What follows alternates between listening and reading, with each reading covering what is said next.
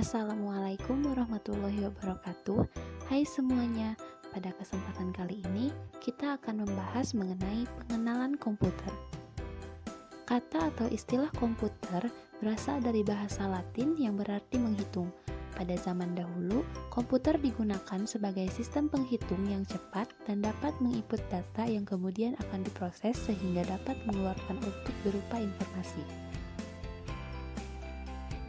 Komputer digolongkan menjadi dua bagian. Yang pertama, penggolongan berdasarkan kemampuan pengolahan data dan bentuk fisiknya.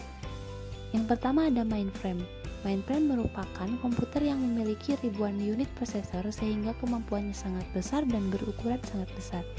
Mainframe yang memiliki kekuatan pemrosesan paling kuat dinamakan superkomputer.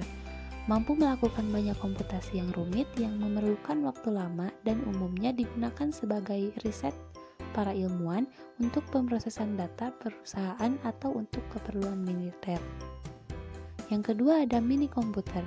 Mini komputer merupakan komputer yang ukurannya lebih kecil dibandingkan mainframe. Mini komputer ditujukan untuk perusahaan yang cukup besar.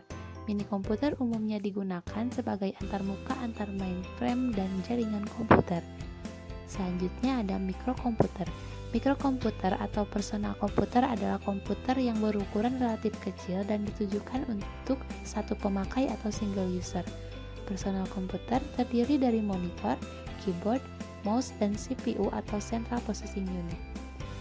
Lalu yang terakhir ada komputer portable. Komputer portable adalah komputer yang berukuran lebih kecil dibandingkan PC sehingga mudah dibawa dan dipindahkan. Perkembangan terbaru memungkinkan komputer yang seukuran telapak tangan seperti Dexnote. Dexnote adalah komputer dengan bentuk gabungan antara desktop dan notebook sehingga memiliki kemampuan desktop tetapi berbentuk seperti notebook. Lalu yang kedua ada penggolongan komputer berdasarkan jenis data yang diolah. Yang pertama ada komputer analog. Komputer analog digunakan untuk mengolah data kualitatif yang berdasarkan input dari keadaan lingkungan yang nyata, bekerja secara kontinu dan paralel. Lalu selanjutnya ada komputer digital. Komputer digital digunakan untuk mengolah data kuantitatif yaitu angka, huruf, kombinasi huruf dan angka, serta karakter-karakter khusus berdasarkan input dari pulsa elektronik.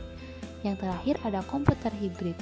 Komputer hibrid sendiri merupakan kombinasi dari komputer analog dan komputer digital. Materi yang selanjutnya adalah sejarah komputer.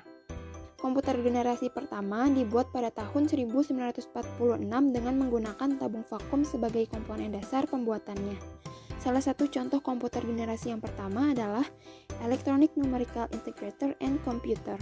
Komputer ini dirancang oleh John Presper Eckert dan John W. Mauchly. Setiap komputer memiliki program kode biner yang berbeda yang disebut bahasa mesin. Hal ini menyebabkan komputer sulit untuk diprogram dan membatasi kecepatannya. Ciri-ciri dari komputer generasi pertama adalah sebagai berikut. Yang pertama, operasi dibuat secara spesifik untuk suatu tugas tertentu. Yang kedua, program dibuat dalam bahasa mesin. Yang ketiga, menggunakan konsep stored program. Yang keempat, operasinya lambat dan cepat panas. Yang kelima, komponen yang digunakan adalah tabung hampa udara. Yang keenam, ukuran fisiknya besar sehingga membutuhkan daya listrik yang besar. Yang ketujuh, menggunakan silinder magnetik untuk menyimpan data. Selanjutnya adalah komputer generasi kedua. Pada tahun 1948, penemuan transistor sangat mempengaruhi perkembangan komputer. Transistor mulai digunakan di dalam komputer mulai pada tahun 1956. Penemuan lain yang berupa pengembangan memori inti magnetik membantu pengembangan komputer generasi kedua yang lebih kecil, cepat, dan hemat energi dibanding para pendahulunya.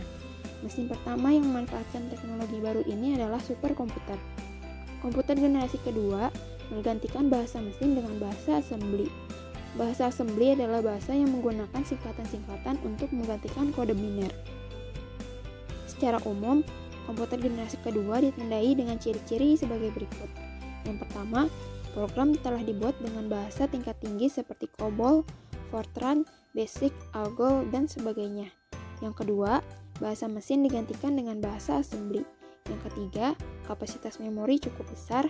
Yang keempat, komponen yang digunakan adalah transistor yang jauh lebih kecil dibandingkan tabung hampa udara. Yang kelima, proses operasinya lebih cepat. Yang keenam, mempunyai kemampuan proses real time dan time sharing. Yang ketujuh, ukurannya lebih kecil dan membutuhkan lebih sedikit daya listrik. Yang kedelapan, orientasinya pada aplikasi bisnis dan teknik.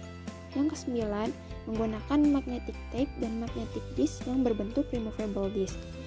Selanjutnya adalah komputer generasi ketiga. Jack Kilby, seorang insinyur di Texas Instruments, mengembangkan sirkuit terintegrasi atau IC di tahun 1958. IC mengkombinasikan 3 komponen elektronik dalam sebuah piringan silikon kecil yang terbuat dari pasir kuarsa.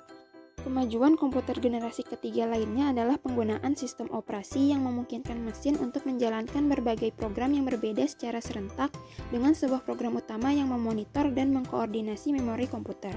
Komputer generasi ketiga memiliki ciri-ciri sebagai berikut. Yang pertama, komponen yang dipakai adalah IC yang terdiri atas ratusan atau ribuan transistor. Yang kedua, kapasitas memori komputer jauh lebih besar. Yang ketiga, proses operasinya lebih cepat dan lebih tepat. Yang keempat, ukuran fisik jauh lebih kecil sehingga lebih hemat dalam penggunaan listrik. Yang kelima, menggunakan magnetic disk yang sifatnya random access. Yang keenam, dapat melakukan multiprocessing dan multiprogramming. Yang ketujuh, alat input-output menggunakan visual display terminal. Yang kedelapan, dapat melakukan komunikasi data dari satu komputer ke komputer lainnya. Selanjutnya adalah komputer generasi keempat. Large-scale integration dapat membuat ratusan komponen dalam sebuah chip. Pada tahun 1980-an, very large-scale integration membuat ribuan komponen dalam sebuah chip tunggal. Ultra large-scale integration meningkatkan jumlah tersebut menjadi jutaan. Chip Intel 4004 yang dibuat pada tahun 1971 membawa kemajuan pada IC dengan meletakkan seluruh komponen dari sebuah komputer meliputi CPU, memori, dan kendali input-output ke dalam sebuah chip yang sangat kecil. Ciri-ciri komputer generasi keempat adalah sebagai berikut. Yang pertama, menggunakan large scale integration atau LSI. LSI dapat memuat ratusan komponen dalam sebuah chip. Yang kedua, menggunakan mikroprosesor dan semikonduktor yang berbentuk chip untuk memori komputer. Yang ketiga, daya kerja, efisiensi, dan keandalan komputer meningkat. Yang keempat, komputer dapat digunakan untuk mengontrol peralatan-peralatan lain seperti AC, lemari pendingin, mobil, dan sebagainya. Yang kelima, komputer dihubungkan dalam jaringan-jaringan lokal dan jaringan internet. Selanjutnya adalah komputer generasi kelima.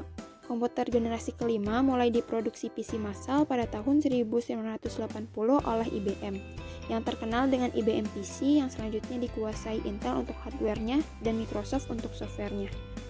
Prosesor yang digunakan adalah 8088 atau 8086 yang menjadi standar komputer saat itu, yang menggunakan basis dengan proses 16 bit per satu waktu. Pada komputer generasi kelima, telah dilakukan pengembangan yang dinamakan Josephson Junction, teknologi yang akan menggantikan chip yang mempunyai kemampuan memproses triliunan operasi per detik, sementara teknologi chip hanya mampu memproses miliaran operasi per detik. Komputer generasi kelima mampu menerjemahkan bahasa manusia sehingga manusia dapat langsung bercakap-cakap dengan komputer serta penghematan energi komputer. Sifat luar biasa ini sering disebut sebagai artificial intelligence berbasis GUI atau Graphic User Interface, multimedia, dan multikomunikasi. Sekian materi dari pengenalan komputer. Jika ada hal yang ingin ditanyakan, silahkan chat di kolom komentar. Terima kasih atas perhatiannya. Kurang lebihnya mohon maaf. Wassalamualaikum warahmatullahi wabarakatuh.